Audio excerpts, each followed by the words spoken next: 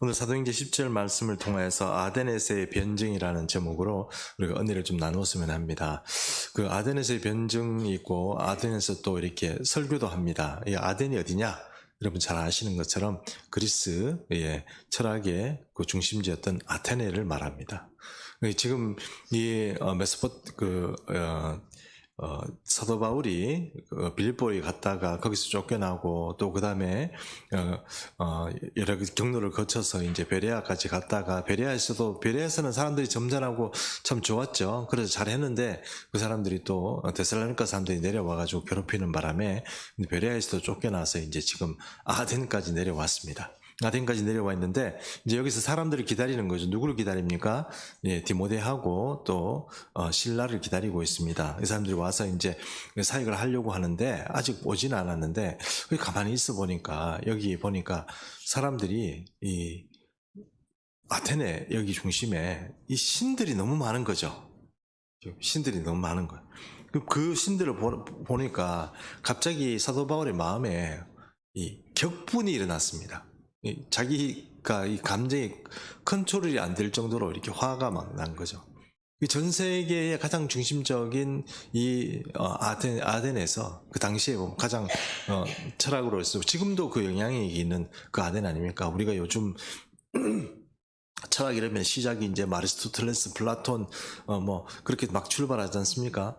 예, 그런 사람들을 있었던 그런 시대에 살았던 그런 어떤 그 아테네 중심, 거기에 헬라 철학의 중심, 그리고 서구 철학의 중심이 되는 그 아덴에서 이제 이 사도 바울이 이렇게 있는데, 이 사람들이 여러분 생각해 보십시오. 철학이라는 것 자체가 우리 생각에는 상당히 인문적이고 그러다 보니까 이 신이라는 걸 제외하는 것 같잖아요.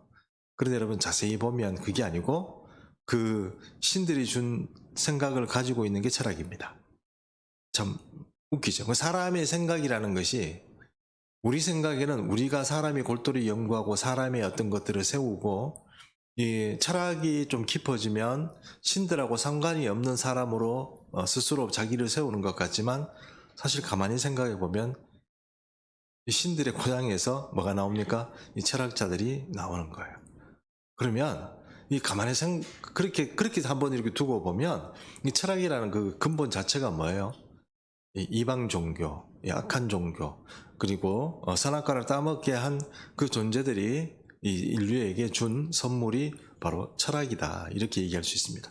철학을 이렇게 얘기하면 굉장히 좀 나쁜 것처럼 철학이 나쁘다 뭐 이런 식으로 얘기하는 것 같지만 그렇다기보다는 여러분 그 뿌리에서 자라난 어떤 그런 줄기와 생물들, 열매들이 이게 하나님을 존경하고 하나님을 찾겠습니까? 당연히 아니겠죠. 네, 그런 아닙니다. 그러니까 그런 어떤 이 서구 철학의 중심지에 바로 이 아테네에 지금 바로 이 사도 바울이 도착하는 겁니다.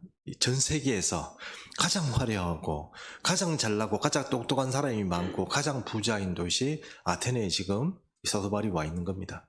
여러분 도시 구경을 갔잖아요. 우린 촌사람 아닙니까? 도시 구경을 갔어요. 그러면 도시에 가면 여러분 좀 눌립니다. 안 그렇습니까? 제가요, 여러분, 공부하러 한번 외국 갔다 왔잖아요. 공항에 내려내도 눌렸어요. 사람들이요, 덩치가, 그런 게, 눈도 있잖아요. 제 머리만 해요. 눈이 머리만 한 게 달려가지고. 그래가지고, 말도, 우리 생각에는 서구 사람들이 좀 친절하고 그럴 것 같잖아요. 안 그래요? 겁나요, 말하는 게. 그리고 우리는 말을 할 때 이렇게 이제 입에서 이렇게 요쪽을 써서 이렇게 나오잖아요. 얘들은 저 뒤에서 나와요. 헬로 이렇게 나와요. 그러면 막 진동 이런 게 있잖아요. 막 두두두두 하는 소리와 함께 말이 막 들리면 지금 사람 말소리만 들어도 사람 막 이렇게 눌려요. 이런 행동하고 이러는데 손도 이렇게 보잖아요. 백인은 좀 그래도 덜해요. 흑인들 손톱까지 있잖아요. 완전히 색깔이 까맣거든요. 근데 와우 이만해요. 그래가지고 손 이리 만지면 제 손 이렇게 들어가면 폭사해요. 그 정도로 이제 그런 가서 이제 새로운 문명 이런 데 보면 우리보다 조금 더 잘 살고 우리보다 조금 더 낫다고 생각이 되고 우리 좀 그런 게 있잖아요. 뭐 저만 그런지 모르겠지만 이제 조금 이제 그래도 선진국에 잘 사는 나라에 이렇게 가면 자기도 모르게 괜히 좀 위축돼요. 사도 바울이 어땠을까요? 사도 바울이 여러분 덩치 좋고 뭐 그렇습니까? 아니요, 조그마한 사람이에요. 그리고 머리도 좀 이렇게 그런 분이에요. 외모로 봐서도 뭐 그렇게 그 뛰어난 분이 아닌데 이 대도시 아덴에 가서 이렇게 딱 앉아 있는데 보니까 여기서 격분한 거예요. 격분했다고 해도 아무도 알아줄 사람도 없어요. 뭐 이방인 하나가 와서 격분을 하든 뭐라고 뭐 이렇게 말을 하든 그걸 뭐 들어줄 사람 없어요. 근데 이 사도 바울이 너무 격분을 하다 보니까 계속 자기 얘기를 계속 하는 거예요. 사람들 만나는 사람한테 얘기하고 회당에 가서 유대인들 보고 얘기하고 또 뭐 유대인 외에 뭐 헬라인을 오는데 그것도 또 얘기하고 그리고 그것만 하면 끝나느냐? 그게 아니고 밖에 나가서 스토아 학파 그리고 에피쿠로스 학파 이 사람들이 막 이렇게 나오는데 이 철학자들이잖아요. 나름대로 학파라고 하는 건 이 나름대로 스쿨이라고 그러잖아요. 스쿨을 가지고 있는 거예요. 우리 동양어로 말하면 공자파, 맹자파 이렇게 이 스쿨을 가지고 사람들이 그 당시에는 특별히 뭐 스쿨이라는 것이 뭐랄까요 이 사제 개념이기 때문에 사람들을 이제 데리고 다니면서 몰고 다니면서 막 하는 거예요. 그리고 상당히 이제 자기 나름대로는 뭡니까? 어떤 그 학문적인 체를 가지고 자기 어떤 파벌을 하고 아카데믹하게 하는 거예요. 거기에 이상한 이방인 하나가 자꾸 와가지고 뭐 하나님이 어떻고 누가 죽었는데 누가 살았다 하고 자꾸 그런 얘기를 하니까 좀 뭐야? 뭐 그런 생각이 드는 거죠. 사도 바울의 이야기를 나중에 보면 사람들이 듣는데요. 그것은 사도 바울의 이야기가 아주 합당하고 특별해서 그런 게 아니고 사도 바울처럼 얘기한 사람은 그때까지 아무도 없었기 때문에 저 사람은 무슨 얘기하는 거야? 한번 들어보자. 왜냐하면 이 사람들 호기심이 많은 거예요. 호기심이 많고 새로운 생각 뭐 이런 거에 대해서 굉장히 열려 있고 뭔가 듣고 싶고 뭐 새로운 이야기하고 이러면 박수치고 이러는 거예요. 새로운 유행, 새로운 사조, 새로운 철학 이런 데 대해서 굉장히 관심이 많고 왜냐하면 이 사람들은요 너무 잘 살다 보니까 밑에 사람들이 다 해주는 거예요.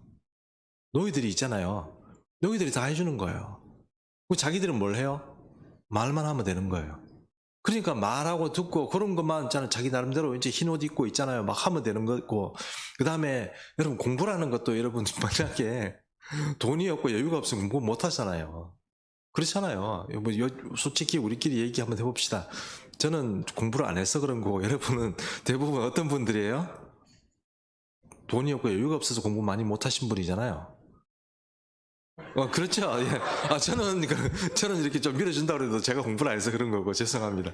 어쨌든 그런 거잖아요. 이 사람들은 이 사회적인 체계 자체가 그런 것들을 숭상하게 돼 있고, 그러다 보니까 이 철학이 굉장히 발달하고, 나름대로 이 사람들의 생각이 엘리티컬하게 그렇게 형성이 돼 있는 거예요. 그리고 뭐 자기 집에는 걱정할 필요 없어요. 뭐 음식 먹고 싶다 라면 끓여와 이러면 이 노예들이 이런 사람들 라면도 끓여오고요. 뭐 라면 없는데 그럼 국수라도 가져와 뭐 이러면 국수 가져 그런 식으로 이렇게 그런 형상이 다 되어 있는 거예요. 잘 살죠. 사는 거 걱정 없죠. 자기들이 할 수 있는 건 뭐예요? 새로운 이야기를 듣고 그런 게 대해서 좀 사유하고 생각하고 이런 것들이 이 그리스 아테네라는 지역을 이렇게 사로잡고 있는 거예요. 그런데 여러분 그 생각이라는 것이 하나님으로부터 온 건전한 생각이고 진리에 나온 생각이면 뭐라고 하겠습니까? 근데 그게 아니고 보시는 것처럼 아테네라는 도시 자체가 이 철학의 도시라고 얘기하면 철학이라는 것이 사람의 어떤 연구나 이런 것들을 통해서 오는 것 같지만 사실은 그것이 신적인 배경이라는 거예요. 어떤 신적인 배경이냐? 아테네라는 자체가 아테나라는 여신의 도시예요. 그러니까 아테네라는 그 도시, 아덴이라는 도시 자체가 우리가 성경에서 나올 때 아데미 여신 뭐 이런 얘기 나오지 않습니까? 그 계통이 똑같은 거예요. 비슷한 계통인 거예요. 그러니까 아테나, 뭐 아덴, 뭐 이렇게 뭐 또 그 뒤로 가면 또 여신들이 좀 이름이 좀 나오죠. 비너스도 나오고 뭐 에프로디테, 아프로디테, 디트로디테 뭐 막 나오고 막 이렇게 막 여신들 이름이 막 나오잖아요. 우리가 이제 다 외울 수는 없지만 이 사람들이 계통이 비슷해요. 그럼 제가 한 번씩 말씀드린 거 있었지만 고대 종교에서 남자가 힘세다고 그랬습니까? 여자가 힘세다고 그랬습니까? 여자가 힘세요. 그래서 여러분 우리 그 가장 최정상에 있는 남자 신이 있지만 그 실제로 힘을 하고 뭔가 이렇게 움직이고 하는 신들은 여신이에요. 그러다 보니까 이 아테네도요, 여러분 아시는 것처럼 아데나라는 그 여신이 있잖아요. 그 아데나 여신은 어떻게 태어났냐 하면 남의 종교는 얘기할 필요는 없지만 그래도 거기 보면 제우스라는 신이 서양 철학에서 가장 높은 신이잖아요. 그렇죠? 근데 이 제우스가 어느 날 머리가 아픈 거예요. 뭐 머리가 깨지듯이 아픈 거예요. 와! 뭐 이러는데 갑자기 뭐가 툭 튀어나왔어. 머리에서. 우리 예수님은 성령으로 잉태해서 동정녀 마리아의 를 통해서 나오셨잖아요. 그래서 예수님은 창세기에 뭐라고 얘기합니까? 이게 여자의 후손이라고 그러잖아요. 엄마가 있어요, 없어요? 맞죠? 남자가 있어요, 없어요? 남자가 있을 수 없죠? 예수님은 여자의 후손이잖아요. 이 아데나는 어떤 후손인지 아세요? 아빠의 후손이에요. 엄마가 없어요. 왜요? 제우스의 머리에서 튀어나왔어요. 머리가 막 아파가지고 막 이러고 있는데 제우스 뭔가 여자가 하나 뚝 튀어나왔어. 튀어나오는데 와이고 세상에 이건 완전 아기가 태어난 게 아니고요. 이 벌써 아가씨가 태어난 거예요. 태어나오는데 세상에 갑옷을 입고 있네. 갑옷을 입고 있어요. 갑옷을 입고요. 그리고 이제 갑옷도 입고 있고 막 우리가 그 그리스 이렇게 그 그림들 그리스 철학자 이런 어떤 그림들을 보면 투구 쓰고 갑옷 입고 그 다음에 방패 들고 창 들고 있는 그림이 있습니다. 이 그림이 이제 아테나를 상징하는 그림이거든요. 근데 이제 아테나가 가지고 있는 방패가 있습니다. 방패가 뭐냐면 이지스라고 그래요. 방패 이름이 이지스예요. 이지스 여러분 들어본 적 없으시죠? 여자분들은 잘 몰라요. 남자들은 좀 알아요. 우리나라에서 이지스 구축함이 딱 세 대가 있습니다. 이지스 구축함은 최첨단 구축 전쟁을 위한 어떤 구축함. 우리나라 항공모함은 없지 않습니까? 그래서 항공모함이 이제 보통 미국의 항공모함이 이렇게 가면은 이지스급 구축함이 한 두 대, 뭐 세 대 이렇게 같이 붙어요. 그거는 이제 왜냐하면 미사일도 쏘고 미사일 추적도 하고 이러기 때문에 항공모함 같은 경우는 큰 배인데 거기에 미사일 한 대 맞으면 큰일 나잖아요. 이제 그런 것들 다 방어하고 이 지하세계 바다 밑에도 다 이렇게 감시하고 그렇게 하려고 나오는 게 바로 이지스예요. 이지스 구축함도 있고 순양함도 있는데 어쨌든 이지스함을 만드는데 돈도 많이 들고요. 그렇다는 우리나라는 세 대밖에 없답니다. 어쨌든 그만큼 우리나라의 최고급 이제 배가 이지스함인데 그걸 누가 들고 있다고요? 이 아데나 여신이 들고 있습니다. 그러니까 우리로 말하면 이 아데나의 이지스 이 방패는 뚫을 수 있어요? 없어요? 없습니다. 왜입니까? 신적인 어떤 그런 적인 제우스가 준 거예요. 그리고 여러분 이 아데나가 굉장히 아데나 얘기를 자꾸 해서 죄송합니다만 아데나가 번개도 이렇게 가지고 있어요. 번개를 가지고 있다는 게 굉장히 큰 힘입니다. 여러분 알고 있는 여러분 제가 한번 말씀드린 적도 있는데 이 바알이 있죠. 바알이 오른손에 뭘 가지고 있습니까? 제가 참 1년 몇 개월밖에 안 됐지만 그래도 잊어주셔서 감사해요. 바알은 손에 번개를 가지고 있습니다. 그래서 여러분 엘리야가 불을 내리는 신이 누구냐 싸움 붙은 적이 있잖아요. 바알과 아세라 선자들하고 같이 싸움을 붙었잖아요. 그때 엘리야가 누가 불을 던지는 신인지 한번 붙어보자 이래가지고 여러분 아시는 것처럼 막 이렇게 재단을 쌓아가지고 그렇게 했지 않습니까? 그래서 자기들 나름대로 왜냐하면 바알이 번개를 오른쪽에 쥐고 있기 때문에 불을 내리는 신인 거예요. 불을 내리는 권세를 가지고 있는 거. 불을 내린다는 것은 또 어떤 권세를 가지고 있냐 하면 비를 내리는 권세를 가지고 있는 거예요. 왜요? 번개를 치면 비가 내리니까. 그러니까 농사의 어떤 풍성함 이런 것도 있고요. 그 다음에 어떤 불을 내리고 물을 내리고 이런 어떤 실력이 있는 신이 이 번개를 가진 신이에요. 근데 바알이 가지고 있었는데 이번에 로마 이 아테네 시대에 그리스 시대에 오니까 그걸 누가 가지고 있어요? 아테나가 가지고 있는 거예요. 이 아테나가 이 번개를 가지고 창도 가지고 있지만 번개를 가진 신이에요. 그러다 보니까 불을 내리는 신이라는 거예요. 자, 어쨌든 그만큼 힘 있는 사람입니다. 그래서 여러분 이 그리스에 가면 그 유명한 파라테논 신전이라는 게 있대요. 파라테논 신전 엄청나게 크다, 기둥도 엄청 크다더라고요. 그리고 제가 안 가봐서 죄송하지만 우리 기회 되면 어디 한번 가보겠죠. 그림이라도 한번 보시고 파라테논이 얼마나 큰지 한번 보십시오. 엄청 큽니다. 근데 거기에 파라테논 신전은 누구를 위한 신전일까요? 아테네를 위한 신전입니다. 그리고 그 밑에 보면 또 신전이 또 하나 있는데요. 그게 뭐냐면 에렉테이온 신전이라는 게 있대요. 에렉테이온 신전은 누구의 신전이냐면 세 신을 위한 신전인데, 한 신은 이름을 제가 에렉테리온인가 하는데 그렇대요. 또 한 신은 여러분 잘 아시는 것처럼 이 아테나하고, 또 한 신은 삼지창 가지고 있는 바다의 신 포세이돈이 있죠. 포세이돈의 신이래요. 그러면 여러분 보세요. 건물도 그렇고 사람들도 그렇고 모든 어떤 그 환경들이 어떤 배경이에요? 신적인 배경이에요. 그 신적인 지혜가 나름대로 그들에게 공급된다고 그들은 생각하고 그것을 배운 거예요.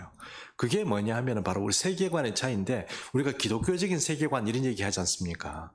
기독교적인 세계관은 어떤 거예요? 하나님께서 천지를 만드시고, 그리고 이 땅의 모든 것들을 경영하시고 거기에 대적하는 악한 세력들이 있고, 그 하나님의 어떤 그 권위에 도전하는 그런 세력들이 있고, 그것을 나중에 하나님께서 정리하시고, 그리고 예수 그리스도를 통하여서 사람들을 구원하고자 하시는 그런 것들이 기독교적인 세계관이잖아요.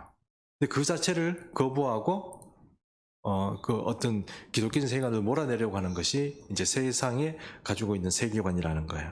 그것이 그 첨단인 그 최고의 첨단 도시가 바로 지금 이 아덴인 것입니다. 어쨌든 파르테논 신전도 있고 에렉테이온 신전도 있고 여러 가지 신전도, 그리고 철학자들도 에피쿠로스 학파, 스토아 학파, 그리고 여러분 잘 아시는 유명한, 우리 뭐 학교만 갔다 그러면 다 배우는 아리스토텔레스, 플라톤, 그 다음에 소크라테스 뭐 이런 사람들. 피타고라스 정의라고 혹시 아십니까? 수학의 정의죠. 그 사람 수학자입니까? 철학자입니다. 철학인데 수학도 하는 거죠. 예, 그렇습니다. 옛날에는 일단 철학자가 다 하는 거예요. 그러니까 철학자 정치도 하고 그림도 그리고 뭐 이 도형도 그리고 뭐 이렇게 다 한 거예요. 예술도 하고 뭐 이렇게 하는 겁니다. 어쨌든 그런 어떤 그 시대에 바로 이 바울이 지금 가 있는 것입니다. 이런 바울이 좀 조용히 있고 가만히 있었으면 좋겠는데, 이 사람은 가만히 있질 않았어요. 격분했습니다. 저는 오늘 우리 집사람이 오다가 하도 힘들고 이래가지고 그 송해공원 가서 벚꽃을 보고 왔다더라고요. 저희 집사람 오는 길에. 그러면서 벚꽃 보라면서 저를 또 얼마나 사랑하는지, 이런 강단에서 우리 집사람 얘기하지 말라고 그랬는데 죄송합니다. 뭐 이 영상을 틀어가지고 이 벚꽃 봐라 예쁘지 하고 막 그랬어요. 그래가지고 제가 보면 솔직히 그거 잘 안 보여요. 진짜 보이겠습니까? 또 걸어가면서 막 이러는데 제가 잘 보이죠? 그래 나도 예쁘다 하고 그래야 되지 않겠습니까? 뭐 예쁘다 그러는데 옛날 생각이 났어요. 어떤 생각이냐면, 저는 벚꽃 중에 가장 감동 있게 본 벚꽃이 어떤 거냐 하면 불국사의 벚꽃이에요. 불국사 가면 주차장 그 앞에 벚꽃이 이렇게 있거든요. 근데 한 번은 제가 젊을 때인데 벚꽃을 봤는데, 저는 꽃을 잘 볼 줄 모르고 또 꽃 보고 감동하고 이러지는 않습니다. 근데 진짜 너무 좋은 거예요, 불국사 벚꽃이. 그래가지고 한 번씩 생각날 때마다 뭐 경주에 가거나 이렇게 벚꽃철이 되면 저는 불국사에 한 번씩 가서 옛날에 한번 추억을 이렇게 되짚어보고 그래요. 근데 여러분, 오늘 설교 준비하다가 회개했습니다. 왜요? 사도 바울은 그 악한 종교의 어떤 거기서 자기가 이 마음에 격분했다는데, 나는 그걸 꼭 벚꽃을 불국사 가서 봐야 되는 격분하지도 않고 오히려 이제 참 잘 만들었네 이러고 감동하는, 그런 어떤 보고 나 확실히 좀 멀었구나 이런 생각이 좀 들었습니다. 오늘 저를 이제 저를 가르쳤던 우리 은사 중에 한 분이신 최태영 교수님의 영남신학교 조직 친학 교수님이신데, 좀 유명하십니다. 우리 그 나라에서는. 그래도 일부러 또 이 제자라고 찾아오셔서 이 담소를 나누다 보니까 이런 말씀을 하시더라고요. 사람이 아는 것하고 그 말씀대로 사는 게 틀리대요. 조직신학 교수가 은퇴를 하고 정리를 해보니까 내가 참 잘못 가르쳤구나 하는 생각이 든대요. 그게 뭐냐면 이 지식을 가르쳤다는 거예요. 기본을 가르쳐야 되는데, 기본에 충실하도록 사람들을 가르쳐야 되는데 이 지식을 자꾸 가르쳐가지고, 사실은 아는 것과 지식은 아무 차이도 없고 하나님하고 상관도 없대요. 근데 그걸 못한 게 참 미안하고, 지금이라도 만약에 기회가 있고 그런 어떤 신학적인 어떤 그런 그 렉처를 열게 되면 이제 아주 기본적인 거, 지금도 이제 교회를 조금 은퇴하지만 그 목사님이 하는 교회가 팔공산에 있습니다. 교수님이 하시는 교회가. 거기에 이렇게 강의를 하실 때 지금 뭐 되게 대단한 걸 가르치시는 게 아니고 항상 이 낮은 자세, 뭐 기도는 어떤 것이냐, 믿음은 무엇이냐, 신앙이란 건 어떤 거냐, 뭐 이런 얘기를 계속 하시는 거예요. 그런 얘기를 막 하시면서 이제 앞으로 그런 것들을 가르쳐야 되겠다 이런 말씀을 하시더라고요.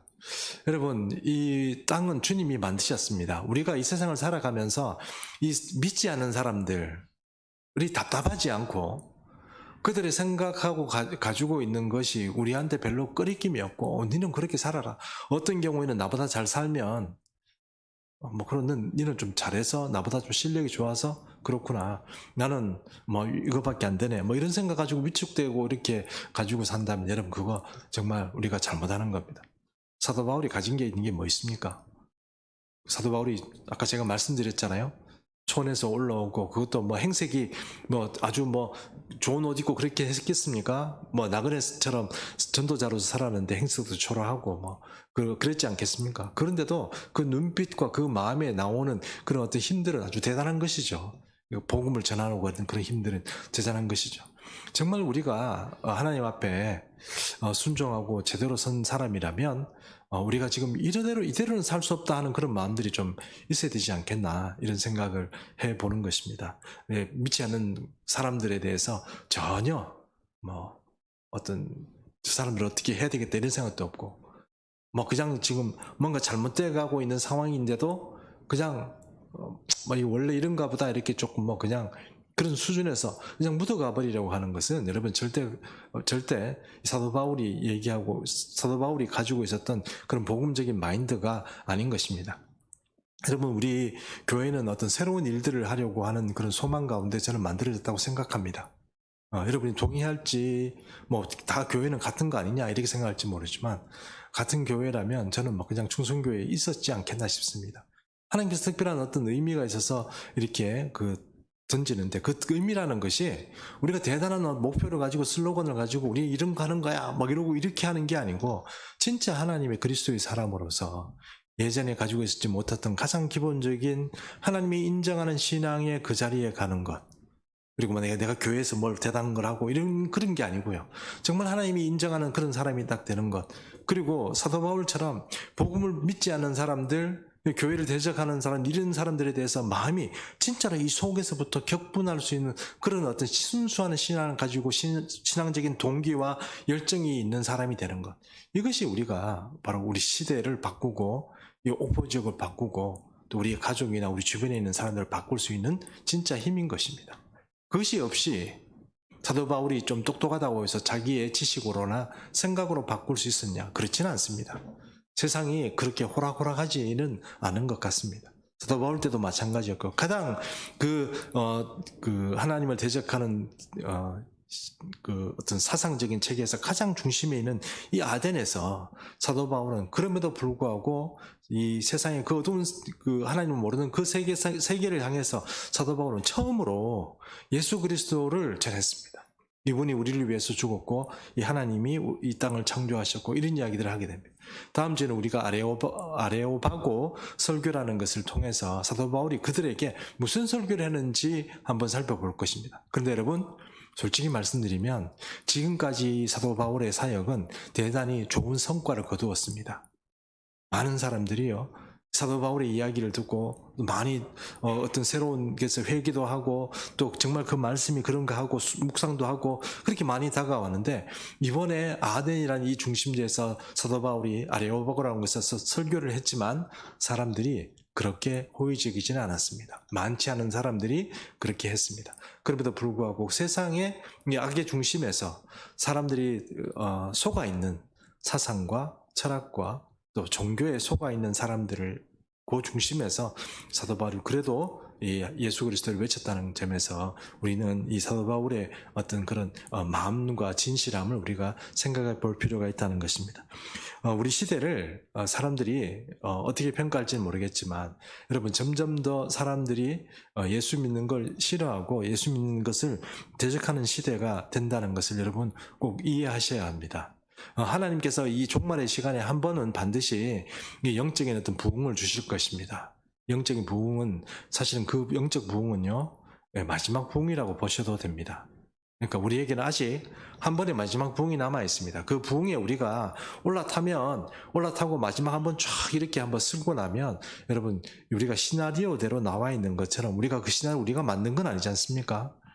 하나님께서 사람들에게 두 가지 같은 얘기를 하는데 어떤 사람은 이렇게 알아듣습니다. 한 사람은요, 어떤 부류의 사람들은 이것이 어둡게 들립니다. 그러면 그 얘기는 뭐냐면은 도적같이 임하는 거죠. 그 시대와 그 세계가 도적같이 임하는 거예요. 그런데 예수님이 이어서 뭐라고 얘기하냐면, 그러나 너희에게는 그렇지 않다고 말씀하세요. 그 얘기는 무슨 얘기입니까? 이 세상의 종말이라는 것이 도적같이 푹 당하는 사람이 있는가 하면, 하나님 앞에 깨어있고 성령으로 깨어있고 그런 사람들은 하나님께서 보여주시는 그런 시나리오대로 진행되고 있다는 그런 탁견을 가질 수 있다 하는 것입니다. 그것이 언제 오십니다 이런 얘기가 아니고요, 이 시대를 읽어갈 수 있는, 세계를 볼 수 있는 그런 눈들이 있다는 거예요. 그러면 여러분, 우리가 저도 이런 일에 대해서 여러분 강의하고 설교도 많이 하지만, 어떤 사람들은 그것에 대해서 별로 반응이 없고, 어떤 사람은 그것을 또 자기의 어떤 일로 받아들입니다. 그러나 여러분, 제가 이렇게 겪어보니까 제일 중요한 건 기본이더라고요. 그 속에 진짜로 하나님에 대한 어떤 추구함이 있고 사랑이 있는 분들은 이 말씀을 심각하게 받아들이고 거기에 깨어있지만, 그렇지 않은 분들은 여러분 잠자는 것, 그 다음에 다른 교회하고 비슷한 것, 그 다음에 어떤 면에서는 개척교회니까 부족한 것, 이런 것들밖에 그 눈에 안 보이는 거예요. 하나님께서 하고자 하는 일들이 안 보이는 거예요. 참 답답한 어리시지만 할 수 없는 거죠. 저도 그런 일에 대해서는 할 수 없다 생각합니다. 저는 이렇게 생각합니다. 아이고, 나라도 깨어서 주님 앞에 천국 올라가는 건 다행이다 싶을 정도로 세상이 그런 세상이 되었어요. 그럼 여러분, 우리가 앞에 나가서 전도하고 이렇게 하지만 아이들이 우리를 놀린다고 그랬지 않습니까? 마음으로 갈게요 이런다고 그랬지 않습니까? 마음으로, 몸이 와야 되는데 애들이 우리 보고 이제 권사님 보고 이제 앞에 앉고 오뎅 먹는데 바로 앞에 서가지고 5개, 6개 먹으면서, 집단은 조금 미안했는지 모르지만 한다는 소리가 마음으로 갈게요 이랬다. 권사님이 낯빛이 달라지는 걸 제가 봤어요. 저도 모르게 주먹이 저거 팍 씌워가고 싶은 생각이 드는 거예요. 마음으로 오다니 이런 생각이 막 드는 거예요. 여러분, 아이들도 그렇고 기독교를 대체하고 그들이 하나님이라는 존재를 받아들이지 않은 준비를 충분히 훈련하고, 아이들도 부모들도 그렇게 지금 다 트레이닝이 잘 된 것 같습니다. 그런 시대를 우리가 살아요. 그런 시대를 이기고 살 수 있는 것은 정말 우리 속에서 진실한 진리의 말씀으로 우리 스스로를 막 격분시키고 격동시키고 우리 스스로 야성을 가지고 일어설 수 있는 것, 이것밖에 이 세상을 이길 수 있는 지혜가 지금은 없는 것입니다. 정말로 이대로 가다가 다 죽는 거예요. 그럼 여러분, 우리 예수님 중성교회만이라도 다른 교회도 다 또 나름대로 다 그렇게 길을 가겠지만, 그래도 여러분, 우리가 다시 한번 우리 주님 앞에 다시 한번 깨어나고 하나님의 복음이, 하나님 나라가 이 땅에 임하기를 간절히 사모하며 살아가는 우리 예수님 중성교회 모든 금요 심야 성도님 되시기를 축복합니다. 우리가 한번 기도했으면 좋겠습니다. 몇 가지 기도 제목을 가지고 기도했으면 좋겠는데요. 첫 번째는 교회의 사역을 위해서 우리 한번 기도했으면 좋겠습니다.